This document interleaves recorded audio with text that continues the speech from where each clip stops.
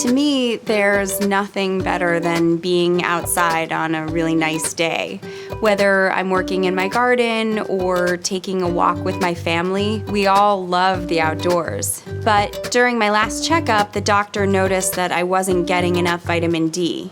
From your brain to your heart, your bones to your immune system, vitamin D affects nearly every cell in your body and is critical for optimal health. Even if you spend a lot of time outdoors, your body may not be producing enough of this important vitamin. In fact, studies show that people are really low in vitamin D, and that's why doctors are recommending it to their patients more than ever. So my body needs more vitamin D, but there are all these different doses and options. How can I decide which is best for me? Like all of our products, Life Extension's vitamin D3 is made with the highest quality standards. We recommend taking 5,000 international units a day, but we offer doses ranging from 1,000 to 7,000 units, depending on your vitamin D blood level.